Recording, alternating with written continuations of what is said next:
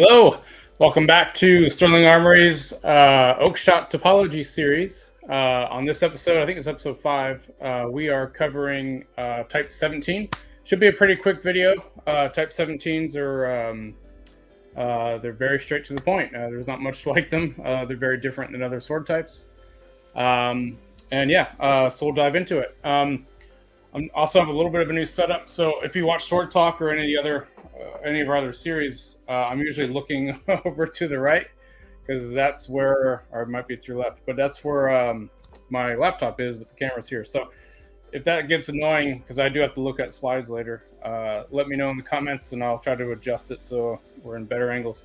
But real quick, so if you're new to the Oakeshott Typology series, basically it is a topology that was created by Oakeshott in order to better define the development of the medieval sword from the early medieval, beginning of the medieval time period, all the way to the 16th, 17th century-ish. So that's the sword in the medieval world evolves drastically through those time periods, and this is his way to kind of track how that evolution happens and the different types of blades in general terms that exist in those times. Also, I, as a maker, I tend to prefer sword. He has it broken in 2 groups, Group 1 and Group 2. And Group 2 is everything pretty much that's developed in response to plate armor. And those are usually the swords I like to make. So we've covered, I think, a few already in Group 1, but for the most part, Group 2, so Type 15 and up is usually what I prefer. So this one is Type 17, which is in Group 2. We've already covered Type 15, 16, and 18. So 15 and 18 are the 2 probably most widely made pieces today. So if you want to know about those, go back to those videos. And then we also do Type 16 and Type 17, which is what we're covering today. Resources for our stuff, and maybe I don't need to go through this every time, but I do. So he has 2 good books, Sword in the Age of Chivalry and Records of the Medieval Sword. If you're wondering which one you should get both. So I say that all the time. And again, this is more of a discussion on his topology and the reasons behind it and what he's doing with it. It's an older book. It has been updated. And then the Records of the Medieval Sword, again, slight changes to the topology. And then this is more, it's a later version. So he goes into a bit more detail and splits some categories up a bit more. But it also shows a lot of images of examples of pieces for each type. And I'm going to be showing some of those images today. So for Type 17. So real quick, what is a Type 17? And the best way is just to use his own words. So go into his first book. And I almost forgot again. Our other a great resource is My Armory online. So again, we're not a sponsor of theirs. They're not a sponsor of us, but we just love how their stuff is laid out. They basically are able to pull all the resources of both of these books into one good website. And it's a great forum, lots of great people on there. It's a great community overall. But their featured content section has all of this information laid out really well. So you can click on each piece and click on each type, and it's really nice to follow. Okay, back to this. So Type 17. I'm going to read a bit more than I usually do because Type 17s are very specific in a number of ways. So usually in Oakeshott's topology, it's the blade that's the main categorization of the sword, and that's true here for Type 17. The Type 17s also have a pretty unique pommel for them, actually 2 of them, and a pretty simplistic guard. So I'll go ahead and cover a bit. My marker is actually blocking my, there we go, let's take that out. Okay, so Type 17. So it's a long, slender blade with an acutely tapering, just like a Type 15. So pretty much straight lines almost to a point. Many are reminiscent of 16th century rapier blades, which is kind of interesting, but not nearly as broad at the hilt.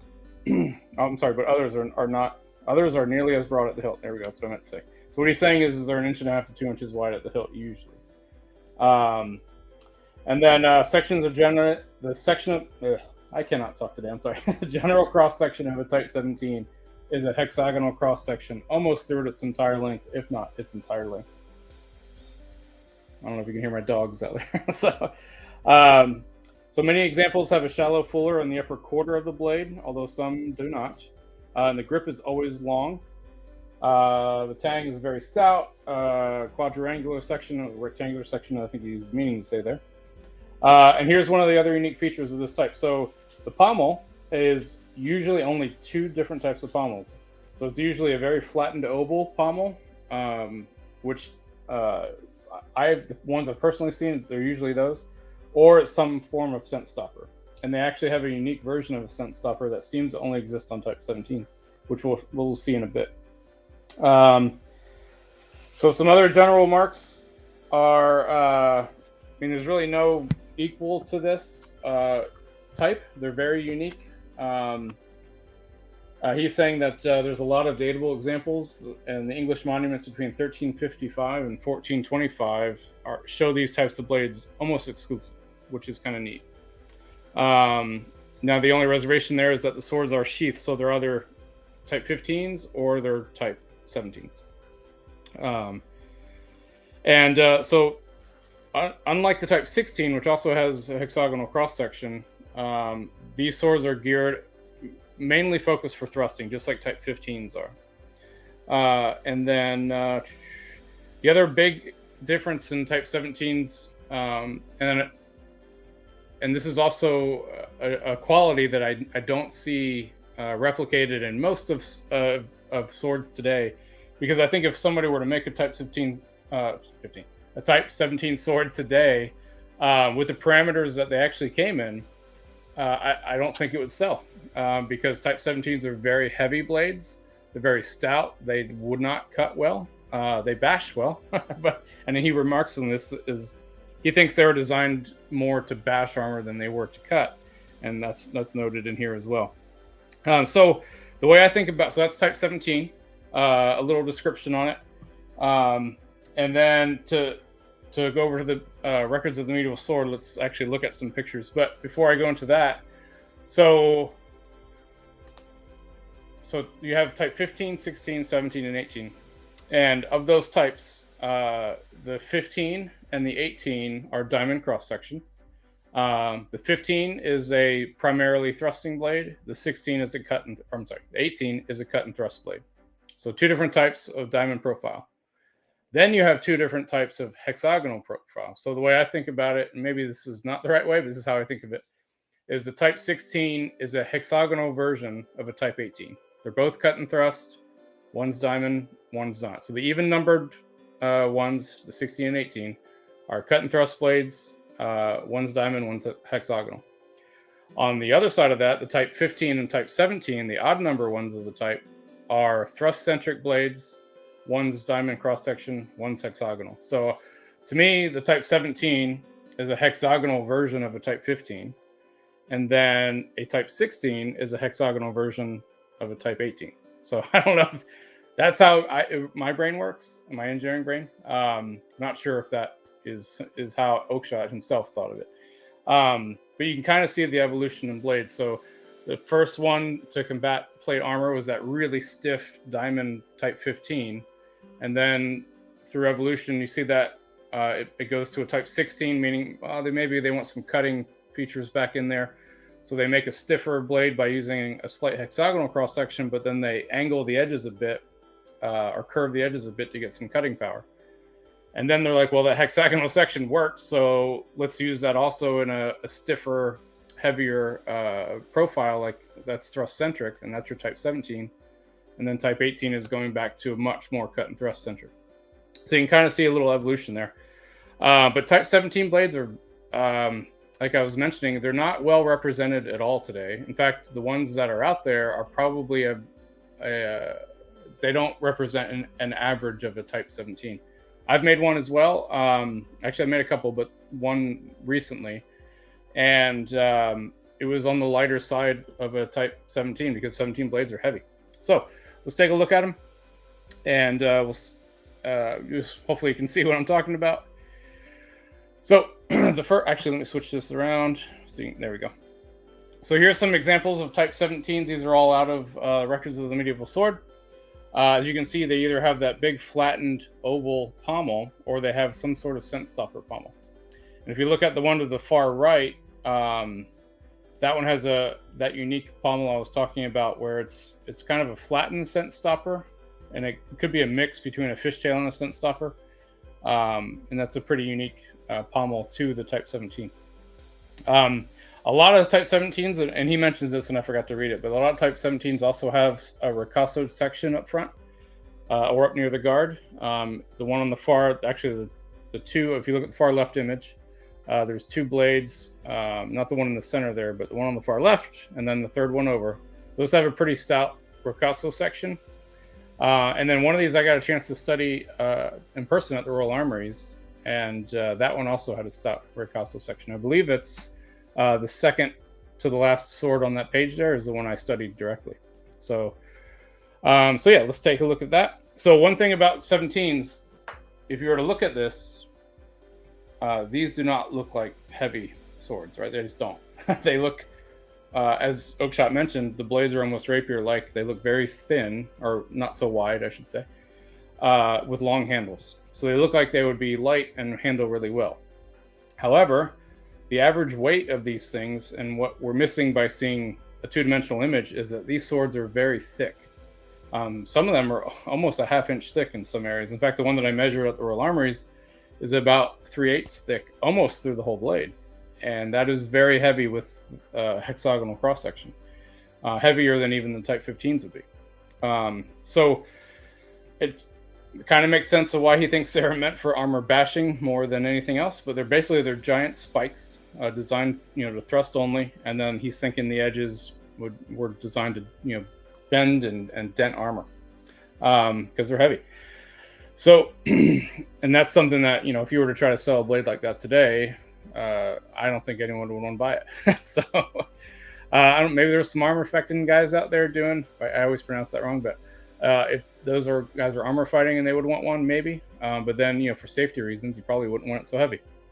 So if we look at the next page here, so this is actually the piece that I studied at the Royal Armories. It is, again, not the last one on this image, but the second to the last one. And that blade weighed over 5 pounds. So it was just over 5 pounds. And the blade was only, as you can see there in the measuring tape, the blade was only just over 36 inches long. As a 5-pound blade, that seems very heavy. And even though the blade was heavy, it still was balanced pretty well. It was just very unique in the way it was done. The other neat thing about this sword is the pommel had not been peened on yet, even though it's there. You can actually slide the pommel off. So that I'm kind of curious if this blade was maybe not finished before it got in its, to wherever it was where it got preserved like this. But so I had a question when I was looking at it, like maybe they think that's why it was so thick through the whole thickness, is because that pommel wasn't done. Maybe the blade just wasn't finished. But we've seen many Type 17s all have the same very heavy, very thick characteristics. So let's go on to the next one here. So this is one that I've made. This is a Type 17. It looks also very similar to the Albion Sempak. I actually didn't mean to do that. I was making this based on one that I studied. Not the prior one, but an older piece that I had studied. And it just happened to work out that it looks just like the Albion Sempak, or it's pretty close to it. But this blade came in, I think it was 3 pounds 2 ounces or 3 pounds 3 ounces. And in terms of a Type 17, that's a very light. I think the average for a Type 17 is actually up around 4, maybe a little over 4 pounds. So this would be a very light version of a Type 17. So yeah, that is, I think, all for the Type 17s. And the big takeaway is they're very unique. They're very thrust-centric blades that are very thick and very stout and very heavy. So, yeah, they're again designed to fight armor. They're not great cutters. They're not meant for that. And so, you wouldn't want to take one to a cutting competition. The next one. So I think next sword talk I'm sorry, next Oakeshott Typology, we're going to jump back to group 1. So I have an example of a type 10, which I don't do often. So we'll see that one. And yeah, I think that's it for today. So hopefully this is helpful in understanding what a type 17 is, and probably understanding why you don't see many out there today. Because again, most people's idea of a sword, if they were to pick up a type 17 today, you get a lot of comments of, oh, this is way too heavy. Like, you know, you must not know what you're doing making a blade. So, but you know, it is what they are. So thanks again for joining us. Please like and comment below, share the video, and join in the conversation. And catch our other series of Sword Talk. And then we're also going to be doing some show reviews coming up pretty soon as well, which I'm excited for, because there's a lot of cool shows coming out now. So thank you very much, and I'll see you next time.